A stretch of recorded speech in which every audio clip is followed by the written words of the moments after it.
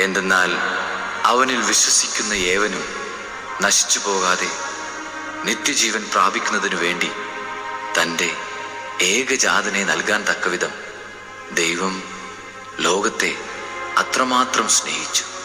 ദൈവം തൻ്റെ പുത്രനെ ലോകത്തിലേക്ക് അയച്ചത് ലോകത്തെ ശിക്ഷയ്ക്ക് വിധിക്കാനല്ല, പ്രത്യുത അവൻ വഴി ലോകം രക്ഷ പ്രാപിക്കാനാണ്.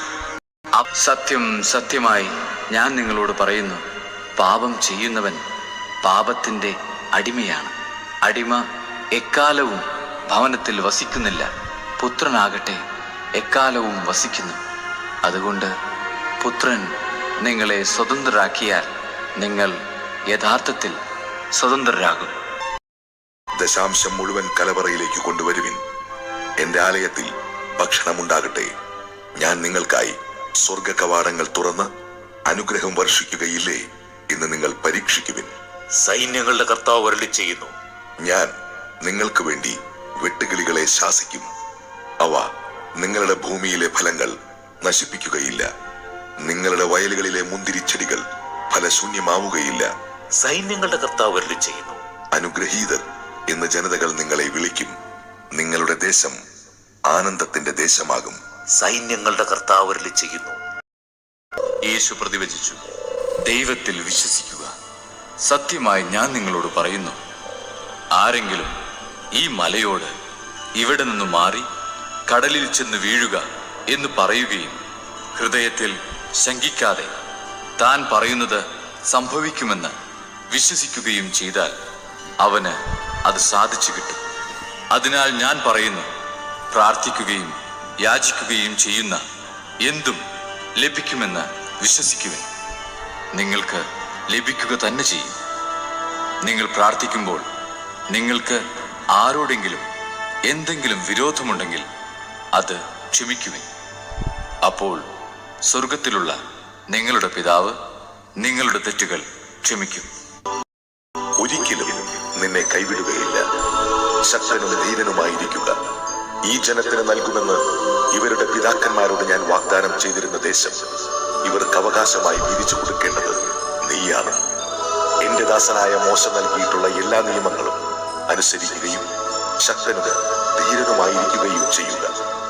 അവയിൽ നിന്ന് ഇടം വലം വ്യതിചലിക്കരുത്. നിന്റെ ഉദ്യമങ്ങളിലെല്ലാം നീ വിജയം വരിക്കും. ന്യായപ്രമാണ ഗ്രന്ഥം എപ്പോഴും നിന്റെ അതരത്തിൽ ഉണ്ടായിരിക്കണം. അതിലെഴുതിയിരിക്കുന്നതെല്ലാം പാലിക്കാൻ നീ ശ്രദ്ധിക്കണം. അതിനെക്കുറിച്ച് രാവും പകലും ധ്യാനിക്കണം. അപ്പോൾ നീ അഭിവൃദ്ധി പ്രാപിക്കുകയും വിജയം വരിക്കുകയും ചെയ്യും. ശക്തനും ധീരനുമായിരിക്കണമെന്നും ഭയപ്പെടുകയോ പരിഭ്രമിക്കുകയോ ചെയ്യരുതെന്നും നിന്നോട് ഞാൻ കൽപ്പിച്ചിട്ടില്ലയോ? നിന്റെ ദൈവമായ കർത്താവ് നീ പോകുന്നിടത്തെല്ലാം നിന്നോട് കൂടെ ഉണ്ടായിരിക്കും. എന്റെ ദൈവം തന്റെ മഹത്വത്തിന്റെ സമ്പന്നതയിൽ നിന്ന് യേശുക്രിസ്തു വഴി നിങ്ങൾക്ക് ആവശ്യമുള്ളതെല്ലാം നൽകും. നമ്മുടെ പിതാവായ ദൈവത്തിന് എന്നും എന്നേക്കും മഹത്വം ഉണ്ടായിരിക്കട്ടെ. ആമേൻ. ജീവിതത്തെ സ്നേഹിക്കുകയും നല്ല ദിവസങ്ങൾ കാണാൻ ആഗ്രഹിക്കുകയും ചെയ്യുന്നവൻ തിന്മയിൽ നിന്ന് തന്റെ നാവിനെയും വ്യാജം പറയുന്നതിൽ നിന്ന് തന്റെ അധരത്തെയും നിയന്ത്രിക്കട്ടെ. അവൻ തിന്മയിൽ നിന്ന് പിന്തിരിഞ്ഞ് നന്മ ചെയ്യട്ടെ. സമാധാനം അന്വേഷിക്കുകയും അതിനായി പരിശ്രമിക്കുകയും ചെയ്യട്ടെ. എന്തെന്നാൽ കർത്താവിന്റെ കണ്ണുകൾ നീതിമാന്മാരുടെ നേരെയും അവിടുത്തെ ചെവികൾ അവരുടെ പ്രാർത്ഥനകളുടെ നേരെയും തുറന്നിരിക്കുന്നു. എന്നാൽ തിന്മ പ്രവർത്തിക്കുന്നവരിൽ നിന്ന് അവിടുന്ന് മുഖം തിരിച്ചിരിക്കുന്നു. നിങ്ങൾ എപ്പോഴും നമ്മുടെ കർത്താവിൽ സന്തോഷിക്കുവൻ. ഞാൻ വീണ്ടും പറയുന്നു, നിങ്ങൾ സന്തോഷിക്കുവൻ. നിങ്ങളുടെ ക്ഷമാശീലം എല്ലാവരും അറിയട്ടെ. കർത്താവ് അടുത്തെത്തിയിരിക്കുന്നു. ഒന്നിനെക്കുറിച്ചും ആകുലരാകേണ്ട. പ്രാർത്ഥനയിലൂടെയും അപേക്ഷയിലൂടെയും കൃതജ്ഞതാ സ്തോത്രങ്ങളോടെ നിങ്ങളുടെ യാചനകൾ ദൈവസന്നിധിയിൽ അർപ്പിക്കുവൻ. അപ്പോൾ നമ്മുടെ എല്ലാ ധാരണയെയും അതിലംഘിക്കുന്ന ദൈവത്തിന്റെ സമാധാനം നിങ്ങളുടെ ഹൃദയങ്ങളെയും ചിന്തകളെയും യേശുക്രിസ്തുവിൽ കാത്തുകൊള്ളും.